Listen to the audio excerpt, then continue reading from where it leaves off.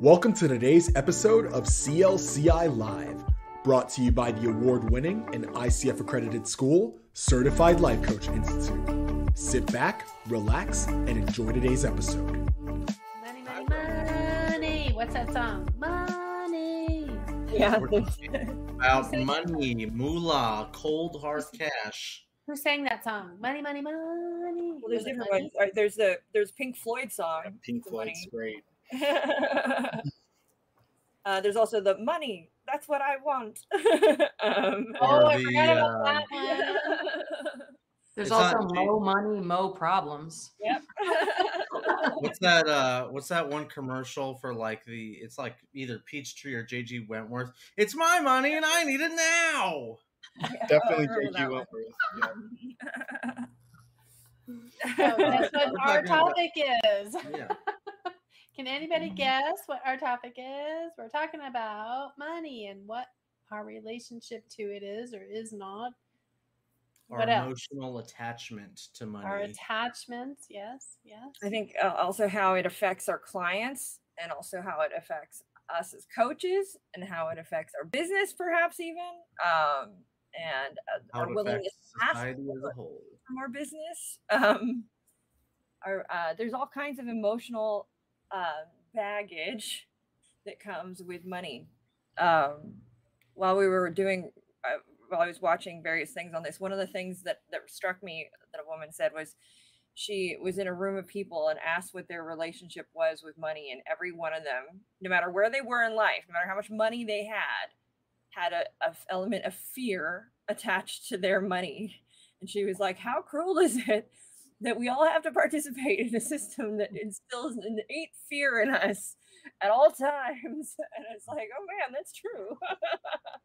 Really struck me, but that really tells you, I mean, if you think about fight or flight, and the impact fight or flight has on us as human beings, right? I mean, well, that's fear-based. So you can imagine that knowing the fear that comes along with money, that we often may not always make the most intellectual of decisions when it comes to it, non-emotionally charged choices. One of the questions I wanted to ask in this space of everybody is, has there ever been a time that your relationship with money had an effect on your relationships? My significant, no? Well, it doesn't even have to be significant other. Friendships, I'm talking about just a human because you have a relationship with money, and then that relationship can so often come between friends, in many ways, create. So not personal relationship, business relationship, yes. I had one of the other businesses I had back in the day, company filed bankruptcy. And while we still paid all our bills, they did not.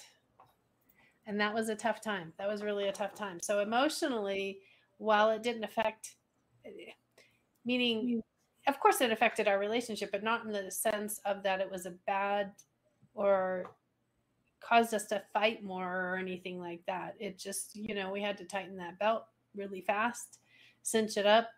And consequently, from that experience, my children have learned to tighten their belt.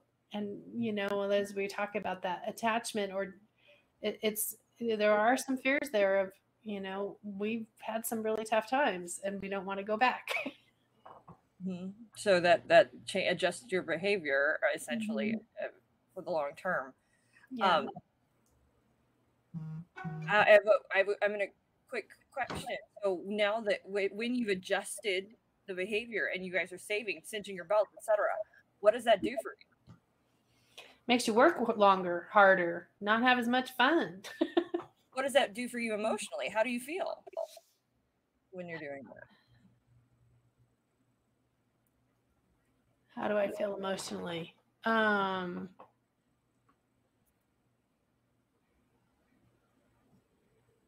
haven't thought about it emotionally in a while. So how do I feel? I feel like I don't think I'm going to answer your question because I probably need more time to get there to really find what that response is. But what I can say is it's there definitely still the desire to want to take some time off. The desire is there. The follow through is not. I know for me personally. Oh, Jerome, I see you. I see you. Yeah, I would say what there's a saying. What's the saying? Forming. Growing up, I was the saying was repeated to me. I forget what is. You lose your money or you lose your friends, one or the other. And for me, that kind of instilled a want to detach from money from an early age. I value friendships and experiences much more, I think, than money. Not to say that money isn't valuable to me, it definitely is. But when you're speaking about it getting in the way of my relationships, it's come up. But anytime that it's ever come up, I've had to detach emotionally and really assess the situation as to whether or not I wanted to proceed with that emotion. You know, is that something that I want to inflict on whoever that friend is or whoever that person is, and allow that to kind of snowball into something that kind of can sometimes money can be messy, right? And I do my best to stay away from allowing money to get in the way again of true relationships, true friendships. And that's kind of where I come from with it. But I was having a discussion with Anthony about this not too long ago about how it's interesting though that it can affect our relationships in ways that maybe we don't expect, and that if I'm a person that is, let's say I'm settled, I've got it figured out, and I'm able to have some extra surplus money to go and do things, right? Not at all times are other people able to do the same, and it creates a sort of dissonance, right, between times, and that can affect friendships and things of that nature. Yeah, I saw heads nodding. I wanted to like say, like, you asked to think of one thing, but like I thought of pretty much everything. It is in I try not to think about it too much, but I end up thinking about it. It's like the pink elephant, so I try not to think about it. But it's like money, and just money in general has pretty much it found its way insidiously to define every aspect of my life. I think every aspect of everybody's life, where it defines your relationships with people, who you know, who you talk to, your relationships with your parents, friends. As an example, this was a funny moment in my childhood where I like became more like, it's like boom, instant knowledge, awareness of the world that I didn't have before. For some strange reason, I just assumed as like maybe a 5th grader, 6th grader, I was like, oh yeah, everyone's got a college fund. I saw this on TV one time. Parents save money for their kids to go to college. It's totally stupid, ridiculous idea now to like assume that was true for everybody. But I saw it on TV and in mentioned in movies, so I just assumed that was the case. And everything is true that's on TV. Yeah. And then one time I asked in a grocery store. I remember this moment. I was waiting in line for groceries, and for some reason, like something came up. I asked my mom, I was like, "Hey, how much is in my college account?" She's like, "What?" I was like, "Yeah, my college fund." She's like, "Nothing." I was like, "What do you mean nothing?" And the realization hit like after that, following a few days after that, I was like, "Oh, I gotta like handle, like, this is something that needs to be handled in the immediate future and be handled by me." But you know, money defines where you live, it defines who you associate with, who your parents associate with, it defines where you go to school, essentially. It defines so many aspects that if I came from a poorer background or a richer background, I'd probably be a completely different person. I wouldn't be sitting in this chair as Anthony, as you know. I'd be some other person with some other people that I know working a different job, essentially. So I really think that money almost entirely defines who you are before you even get to have a say with who you are as a person. I grew up in a wealthy neighborhood, and I watched millionaires potentially who lived lives beyond their means, even though they still had it right, and were miserable, and were killing themselves, and were making other people miserable, and were always mad at everybody around them, and feeling victimized, and feeling like they could trust nobody. And I grew up in this very kind of toxic money environment that you wouldn't think. You think, behind the orange curtain, if you know where Orange County is, there is it's all fluffy and puppies and kittens. I mean, I grew up knowing the Real Housewives of Orange County, and I just watched them. One of the funniest things is they would go and they would film, and they would go into jewelry stores, and they would buy everything, and then as soon as the cameras were off, they would return everything. And I know this because I knew that we were friends with the jewelry owner, and she would always giggle about this and stuff. And so, like, they're this lavish exterior for everybody. Like, we're doing great, but behind closed doors, you have no clue what's going on, and a lot of times it's a disaster, because and so I, at 18, was like, deuces, I'm out of here. I want nothing to do with this. I'm tattooing myself. These people don't like people with tattoos. They won't like me. Good. Then I'll never have anything to like. I am doing everything I can to make myself different than these humans. And I rebelled against money, like, to the nth degree. I was like, it was made Brooke, me mad. Yeah. In a way, that's a way of, like, money defining you. That's like not even your money, it's other people's money ended up defining you in a way that, like, maybe wouldn't have if you weren't in that environment. I've even written about how, like, my rebellion against all of these things I did not like ultimately was me buying into all these things that I did not like and giving them power. And I've since, of course, let go of all of that and been like, okay, Brooke, just do you and do what's right for you and do what's best for you. Because really, you're just doing yourself more harm and giving more validity to systems that you don't appreciate. And so but it was just very interesting because it was so prevalent in my life. It was even used as a tool of, like, oh, I'm not there, so we'll let me buy you things and make it better. And then it builds up resentment, and then let me hold that over your head later. And so then it became like, I didn't like accepting gifts. I didn't, like, there are all these strings that sort of kind of attached with it that I saw, and it definitely shaped so much of the way I looked at the world, and so much of the way that I think I saw others looking at the world as well. And I would agree with you, Anthony. I think the birds of a feather flock together, and we may not even realize it. We live in a neighborhood where who we interact with is really greatly dependent on our proximity. And because of that, it does greatly affect who it is that we interact with. We can't deny that. So it does define us in ways beyond even our day-to-day comprehension, I think. It's one of those things like we talked about last week, the illusions that we have, where we have these illusions that we sort of upkeep. And I think it's one of those illusions where we assume it's not affecting us to the degree that it actually is. And I'll take it to another level later when we start to talk about decision making with regard to money and how that might apply for our coaches. Jen, I see you nodding. That's just so interesting. What you just shared, I'm like, this is so interesting. I want to know more. I feel like I'm still developing. I feel like I'm still developing my adult view of money. Like when I was younger, it was just like not even a real thing. Like it was made up. It was like a unicorn. Like it wasn't real. I just didn't take ownership of it or anything. I just didn't have really much of a relationship with it. If I got into trouble, somehow I was able to get out of trouble. It just was never a thing. And now as an adult, I'm like, oh, wow. There's a lot here. And it's definitely, it's an interesting subject, your relationship with money and the emotions tied behind it, for sure. And the fear, especially now with things the way they are.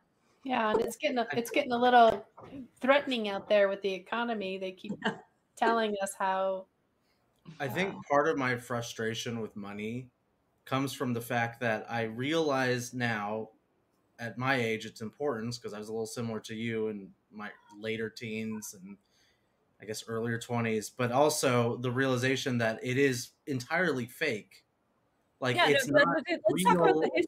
Yeah, let's It's talk not about the real history. or substantive in like any actual way, yet we treat it as the most real and valuable thing there is, and as a, I guess, a signifier of worth and value and work and time and It's gotten all even these more. other things. Like if we go back in the history of money, like money used to be essentially before there was tangible coin and things like that. It was an exchange of goods, and you'd have a bookkeeper, and you'd say, okay, and he would be in charge of going, okay, well, this guy's going to do this, and it was his job to keep a running tally of so and so help this person do this, and in exchange, this person is doing this, and it wasn't an actual exchange of goods as much as it was an exchange of bartering system, an exchange of services.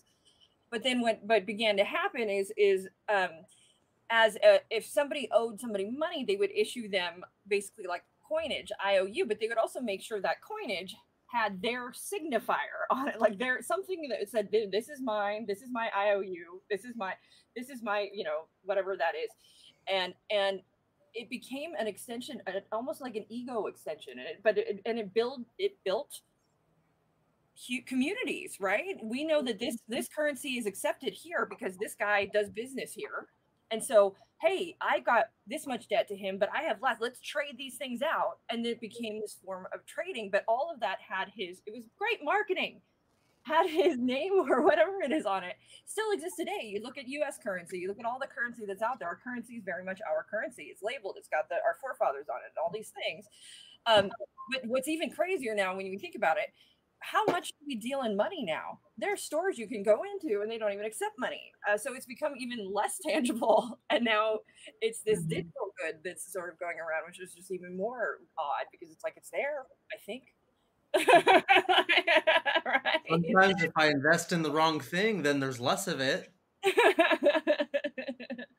Other times I get lucky and there's more of it. But it's just like it's so intangible now that it's like a game, essentially. I do wonder what the long-term effects of that will be. Like the fact that it's so intangible, if it means that people will become more willing to spend it and spend it frivolously because they've never seen the gold bar. They've never, held the cash. If there's, I'm just curious in the future what the long-term effects in economics and sociology will be. So I'm older than you guys, in case you didn't know, right? Back in the day, even we really, had bees on our nickels. Even before, really before my time, they started to do credit cards, right? Credit cards, but they were only for really, really good credit holders who could prove, so there was a limited amount of credit cards.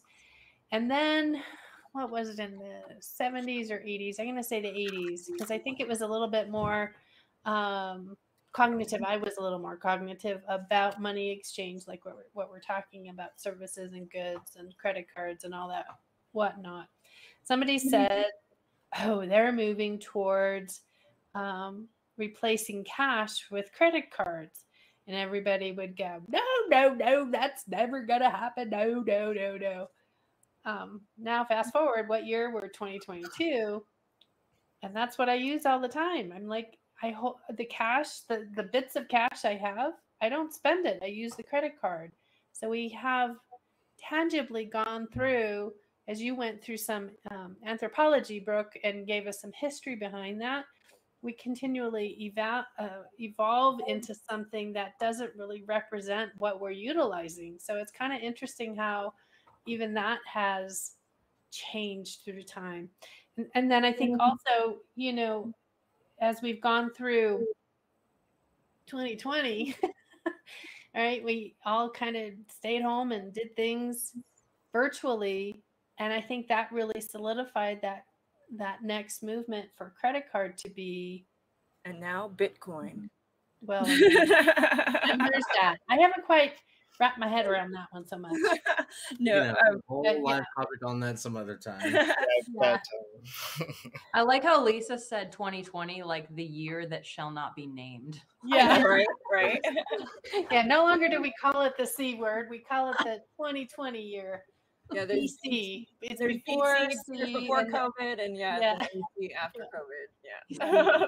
So I think we're even went on a faster, what do you call it, trajectory to be on that credit card, be on the side of that prediction back in the day, whatever that was in the 80s, maybe early 90s, that we're all moving to credit card, plastic. Pretty soon it's going to be in our arm, a chip, right? Chip me. I won't lose a chip in my hand. I won't lose my phone. I hardly even use my card. I use Apple Pay, and that's really how I exactly. So that's so in all the spaces, what we're talking about though is what's interesting. We've all shared to some degree. I mean, we can tell the history of money better than we can probably tell the history of some relatives, because it is that influential and prevalent in our lives. Bringing this to coaching, and as coaches, what do you think this means for our clients? Well, just assuming based on what we've been sharing, we all have an attachment to it. We have fears associated with it. Starting a new business is really uncomfortable. We've had this discussion before on where that financial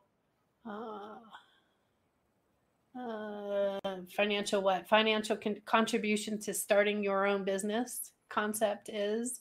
Not only that, if our clients are coming in, mine definitely came in with issues between themselves as a couple. So when you asked earlier, my personal one, really the clients came in with a lot of issues, power struggles around money. So also, I just would think, with regard to, as Anthony was sharing, my limiting belief alert went off, bing, bing, bing, bing, bing, a bit, right?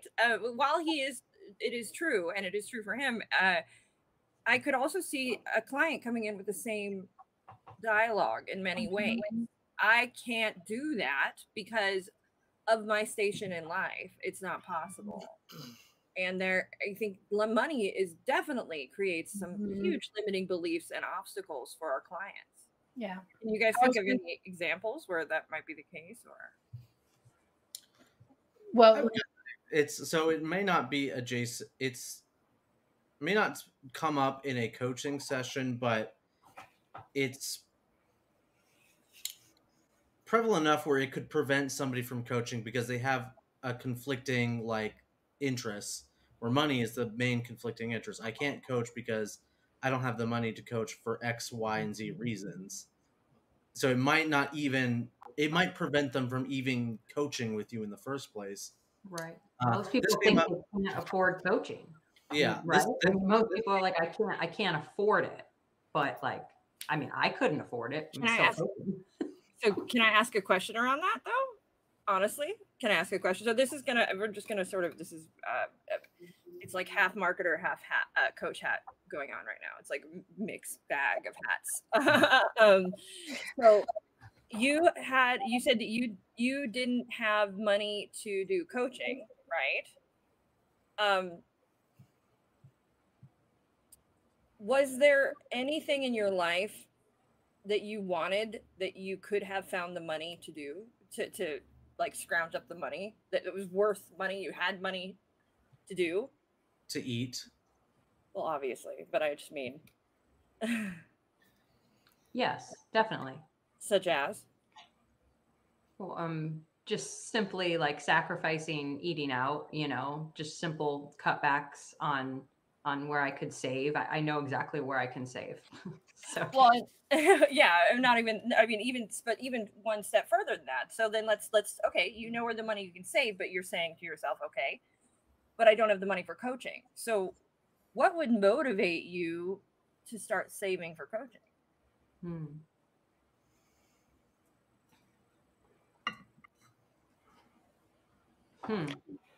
So you keep thinking, hold that thought. Here's the thing is we on this panel know the value of coaching.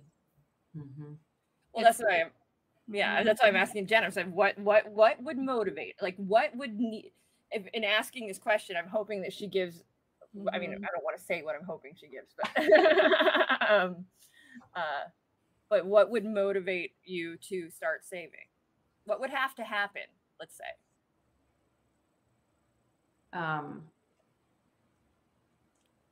I would have to be at a point where I'm so ready to change. I'm so ready to invest in myself for that change. Okay. That's not what you were hoping I was going to say. No, it's fine. No, it's perfect. Don't change a thing. Me as a coach, if I'm a coach and I want to be your coach, and you have to get to the point that you are ready to invest in yourself for coaching, what could I do to get you to that point?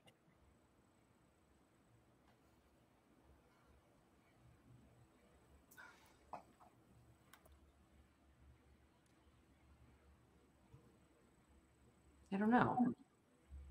I have an immediate answer to that question. I know, I'm sure you do, yeah.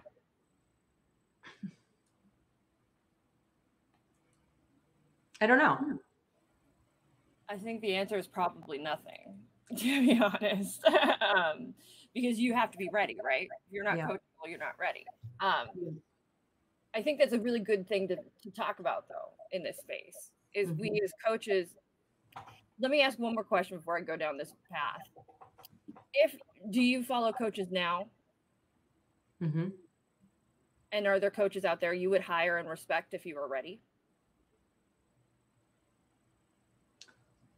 That question's hard for me because I currently hire a coach. Like I'm currently doing it.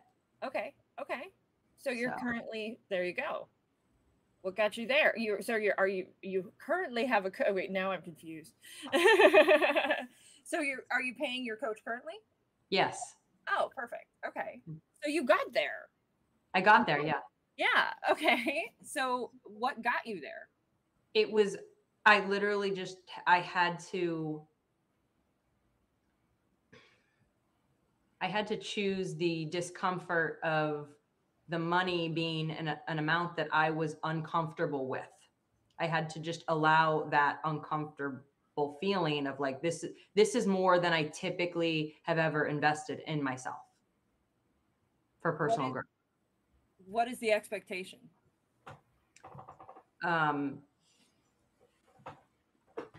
The expectation is, I guess, learning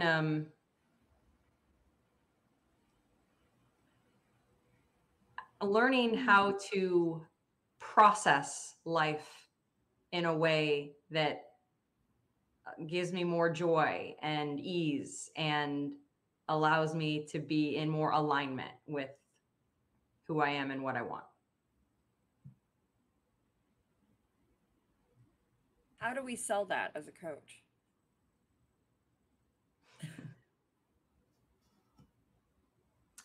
You have to live it yourself. I have to see it in you. I love that. And you have to see it in me. So it has to be authentic, right? Yeah. You have to believe in what it is that you're selling, you're capable of. You have to show, you have to do the do, right? Yes. You would have to show me that you buy your own product and believe in your own product. You got to sell yourself first. Huge. Yeah. So important. Number one. I mean, number one besides niching, but did you see the smile on her face too? Like she knew. She's like, yeah, I know exactly why I hired this coach. Yeah. I know exactly why. Yeah. Exactly. Because she was who she is and I believe her. Yeah. Because I believe her, I can buy her product. I trust her. What's the lesson in there for our coaches?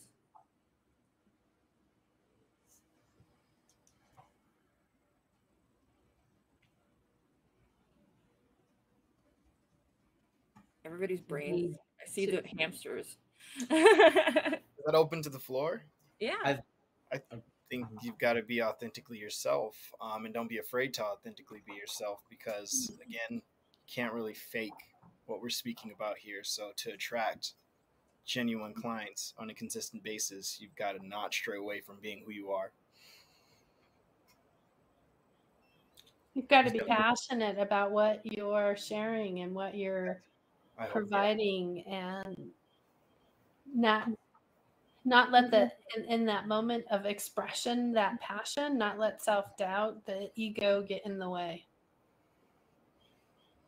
I'm going to ask one more question. There's another lesson in there that we kind of skipped over too. Mm. Jen paid more than she was comfortable with for somebody she thought was authentic,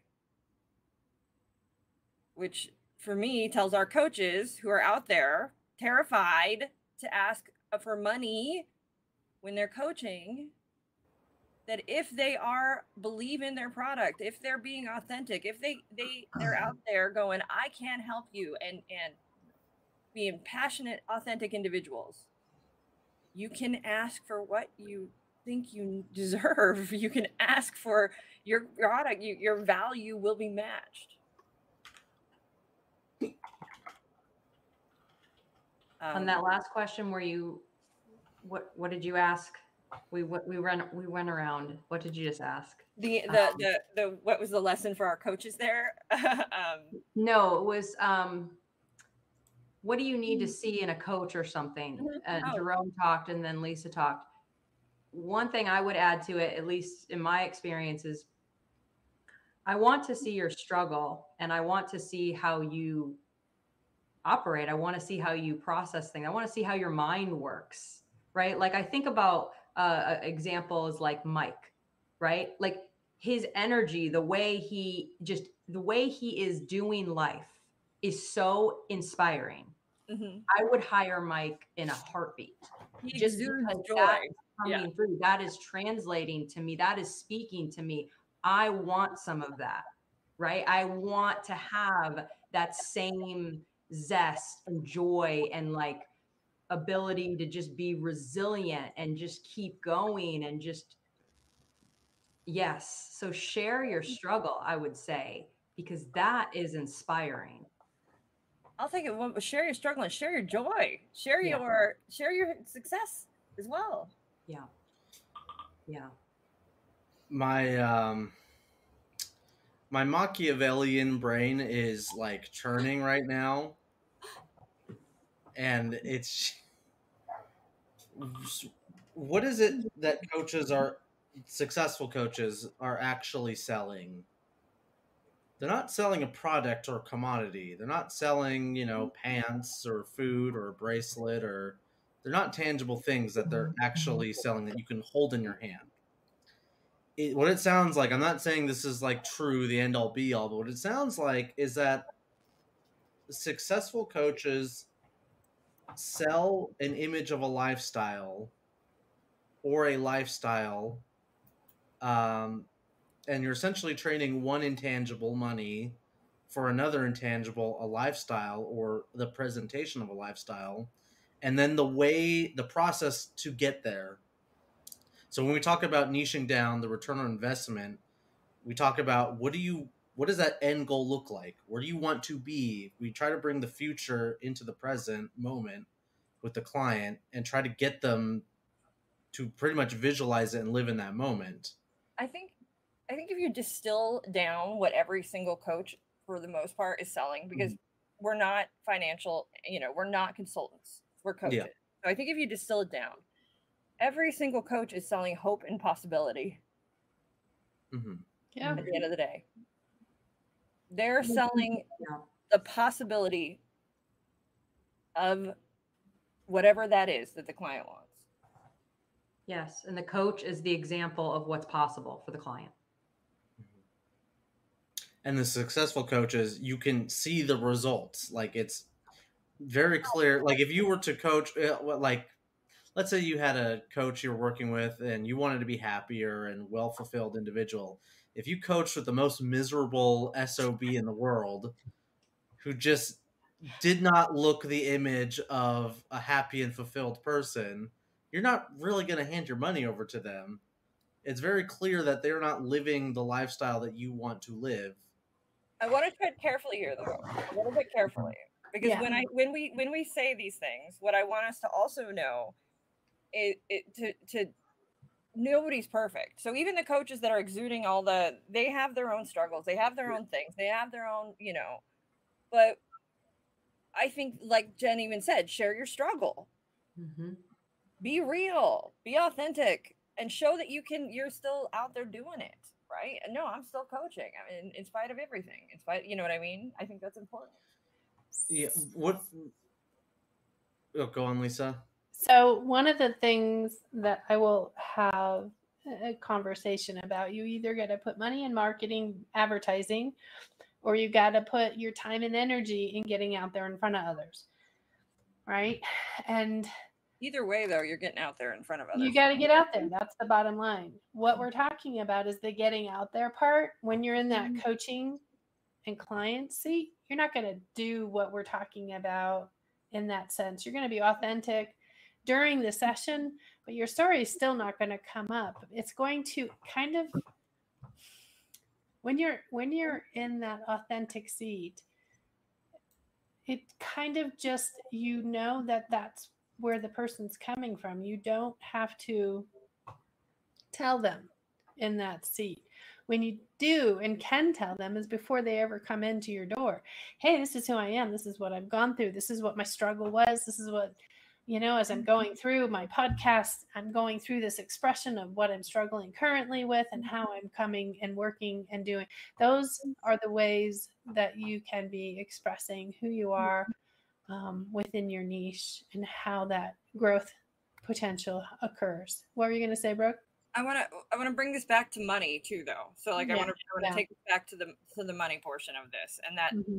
So, talking about, again, what Jen said, she paid for a service. She said, but what the kind of another moment where she went icky. I had to get comfortable with paying more than I am comfortable with paying. Yeah. So let's talk about the emotion there, right? There's an emotion there. What does, tell me about emotionally what that chunk of money means to you, or what it felt like to you. When she had to think about it, or while she's giving it over? Either way, like we can talk before and after. It's like I don't know, it's weird. It's like I feel like if I don't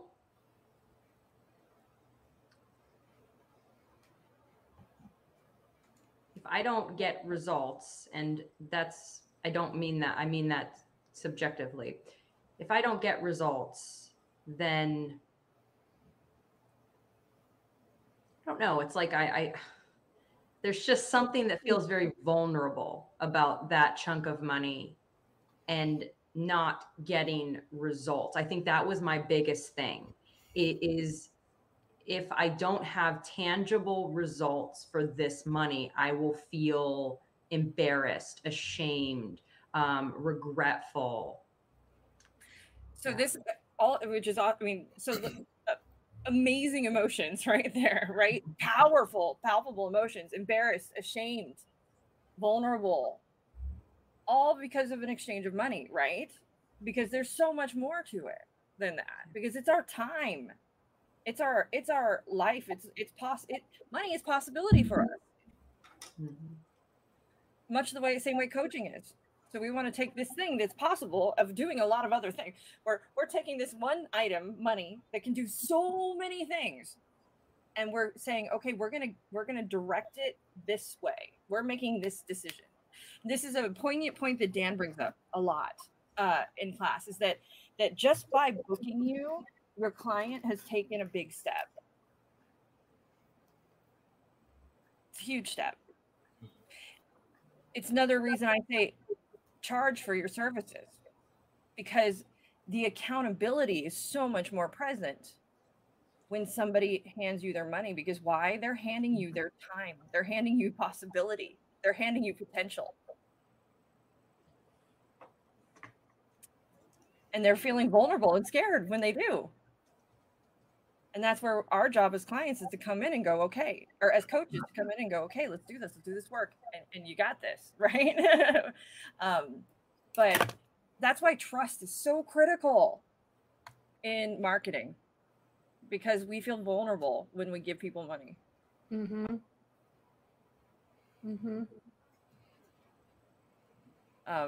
True. It still feels vulnerable to this day. but I love it. I mean, I love it so much. And I'm getting tangible results, but I'm also getting intangible results because there's results that are taking place in my mind that people don't have any clue about. Only I know the magic of what's taking place in my mind. That's awesome. Yeah. And look at it. And look at the smile. You can tell by the smile. Smile alone, she's getting a return on investment right there. Right? Because it would be a whole other story if she was not. But it does make it, this is something I've said for a long time. It does make a coach's job difficult. As far as selling goes. Because right, like Anthony mentioned, if our pants rip a hole in them, we go out, we know the solution. We got to go out, buy a pair of pants, put them on. There we go. We're hungry, we know we got to get some food.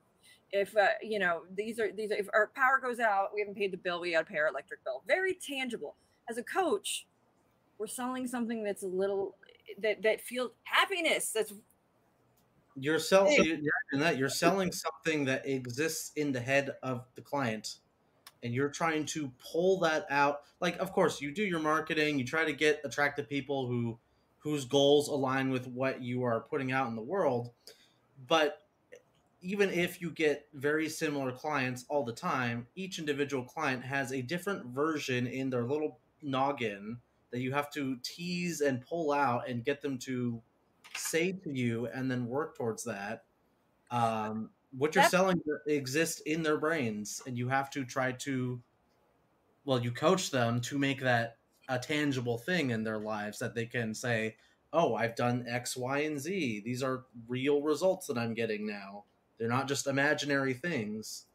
You've touched on a great point though, with regard to, okay, everybody's got their own idea of what happiness is, what success is, right?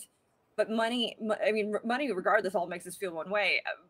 But how do we distill that, or how do we figure out that one thing so that we can garner this really tells you why niching is so important, because it brings that authenticity. We're able to speak, we build the trust, so that we feel less vulnerable when handing people our money, our hard-earned money. So I want to just throw this out there. I have a question, just random. How much money how much money could you hand somebody and not stress about the loss of that money, whether or not you got your return on investment? What's that number for you guys? Whether or not I got a return? Oh. That depends on who I give the money to. Yeah.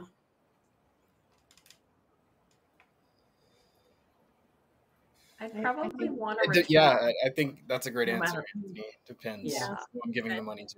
If it was let's boil it down to this. If I had like a magic box, I don't have a box on hand right now. Let me actually. No, I'm gonna get a box real quick. I have a box right here. Too late. I'm the one doing the exercise. We found one. Okay. And all of you are allowed to put a certain amount of money in, and once I close the box, it immediately is just teleported into a random person's wallet or purse. Okay? You don't know who it is. It could be anybody in the world. It could be anybody in the past or future. It could be Hitler that you're giving money to. You don't know. It could be Jesus, whoever, you like a lot. But whatever money goes in here, it's gone and it goes away. How much money are you putting in here? What are we getting for it? I know there's not I don't know what the ROI is. But let's just talk about that. You get nothing for this exercise. I'd like to be optimistic that it falls into the lap of somebody that needs it. Can we talk about? I just want to talk about this psychological experiment before we go further, because you guys are all going, well, what do we get in return for it? What do we think about that, guys? The fact that every one of you went, wait, there was conditions upon giving from every one of you. But we are talking about how, so we're given a little more guidelines on that and just giving. If we're out just giving, I'm sure any of us could just give to the church, to Jesus, to Under what circumstances, though? You're still laying terms out there. Okay. Going forward, we're not allowed to change the rules of this exercise until I say so. How much money are you willing to put in the box before it becomes uncomfortable? I'll put $20 in there. Yeah, I'll do 15. I might be willing to do 30. I was thinking 100. Even before you said that. I was thinking 50, but now I'm rethinking. I was thinking 50 at first too, but then I was like, I'm bringing it down to 20. Like my first result, I just did this recently. I took a risk on somebody recently. It was a situation I was like, I don't know if this is. I don't know if I'm going to get anything back for this, but I'm willing to risk this much money, and it was $50. And I gave him the hell. I was like, you do realize though, if you just take this money and run, you're losing, and somebody who will pay you more later, and if you come through on this service. Like, and I felt okay with that. I was like, okay, if it's a wash, it's a wash. I can live with this, because ultimately it's his loss, not mine, if he doesn't come through. Like, you said in exchange for a service and a risk, like you were weighing the benefit versus the cost. You're not getting any benefit from the box. I'll do $20. I said that's why I said. I'm going to go to 25 because I'm going to be really upset if I put 60 and Hitler gets that. $20 is easy. Oh yeah, I don't want that. Yeah. Oh, 60. $20 is easy. I can pull that out of the ATM. It's a matter of convenience as much as it is for me,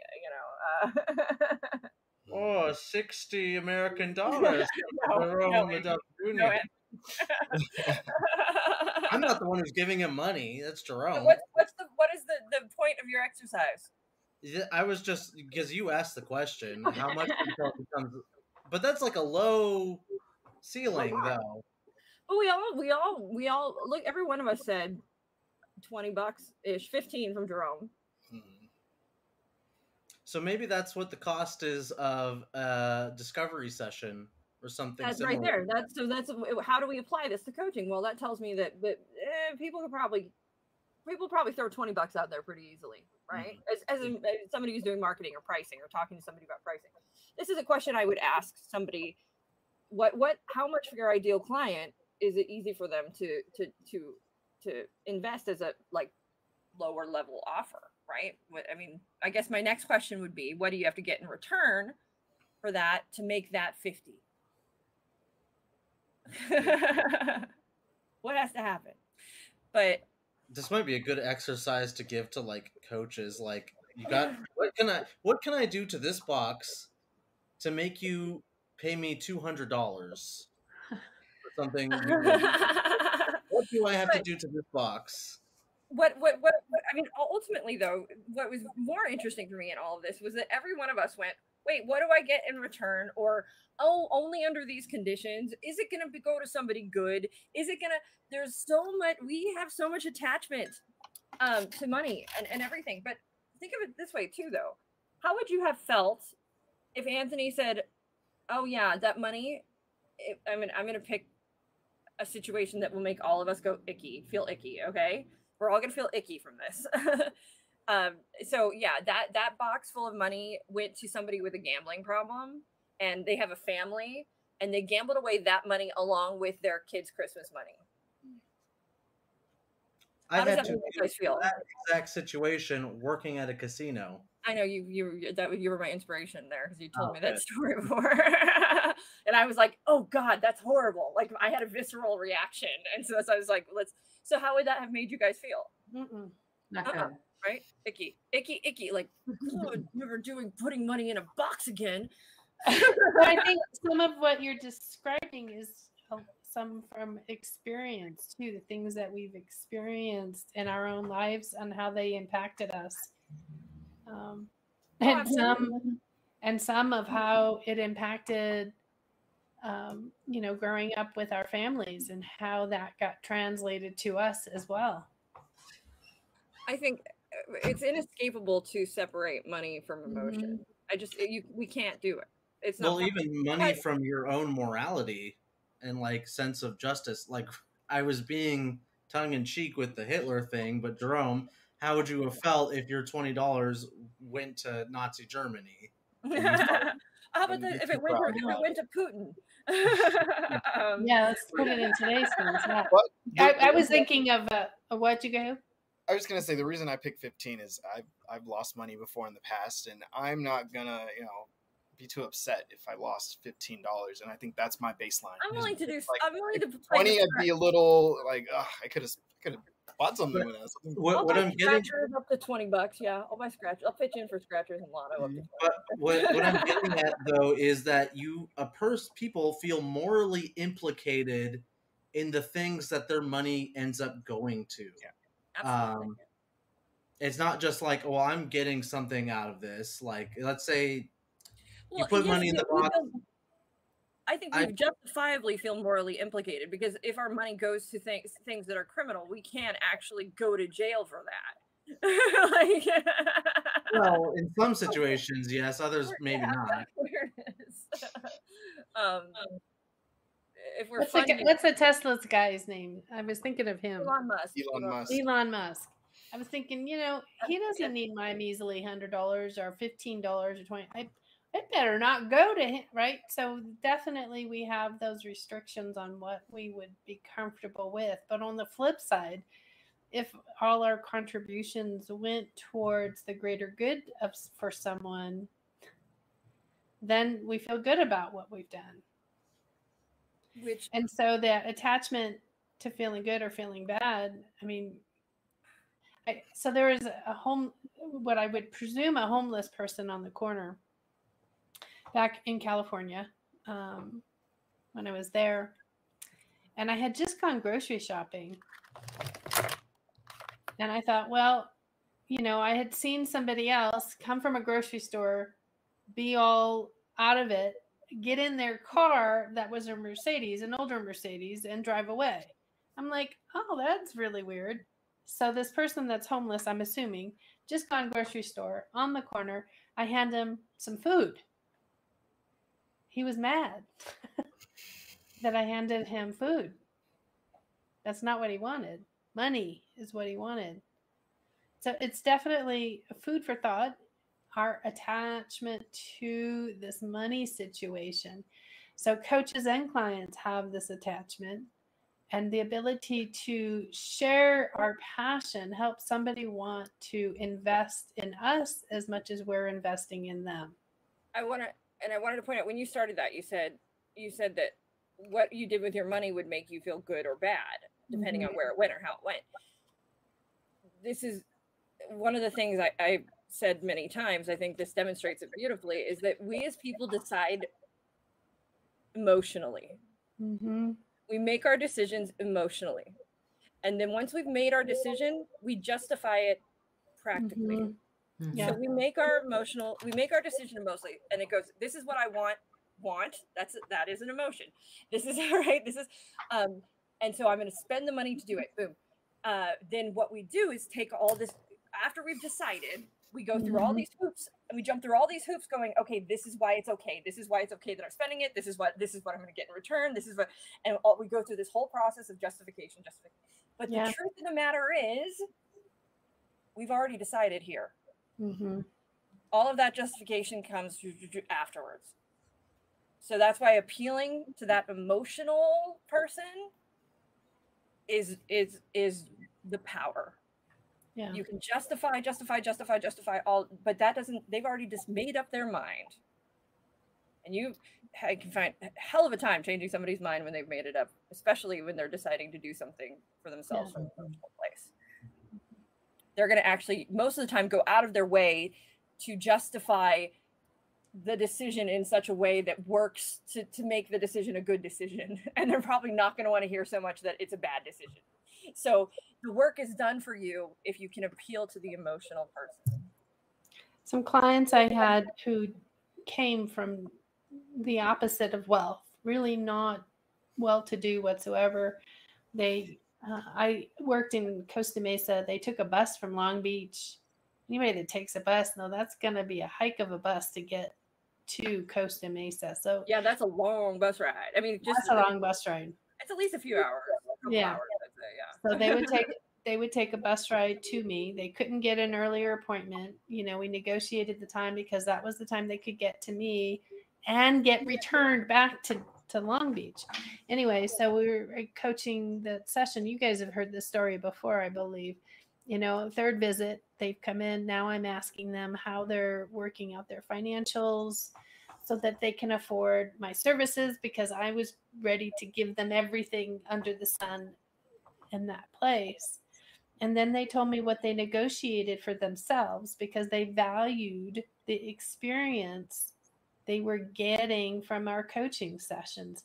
And by golly, each session up until that third one, they were doing leaps and bounds of work, and they were really striving and working hard on making their relationship a place where their foundation was more solid, and they could, you know, what we talked about last week, what is it, anti-fragile, get into that anti-fragile position with their relationship.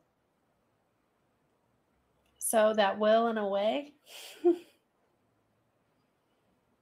absolutely. Mm-hmm. So we're at the end of our time. It went by fast. That went by so fast. That was the fastest live we've ever done. I'm Okay, sorry. I thought it was just me. Money talk will do. I feel like we haven't even Scratch the really surface. delved into the topic. We're missing. It seems like we talked about the client's relationship to money, not the coach's so much relationship. So we're to gonna money. have to circle back at this on this at some point. But I want to ask you guys one question again, but to wrap this up. It's sort of a bookmark. I asked, has money ever affected your relationships before at the beginning? And I just want to ask you that again. With myself, yeah. Yes, it affects every relationship I've ever had and probably will ever have. And I don't like to admit to that, but it's probably true. Yep, same here. Yep. I try not to let it affect much, but When you say it relationships, does. what are you referring to? What are you both referring to? Any I'm referring to relationships with every person I know. Yeah. Oh, Yeah. Self. I mean, the whole gamut. It does. It spans it. I think the easiest, much of the way that coaches offer hope, money does the same. yeah. And I think when we're lacking hope, or we're scared of losing our hope and possibility, we react in very crazy ways sometimes. When we have it, we feel like anything is possible, right? And so I think that you can't escape that money affects us in ways that we don't even realize.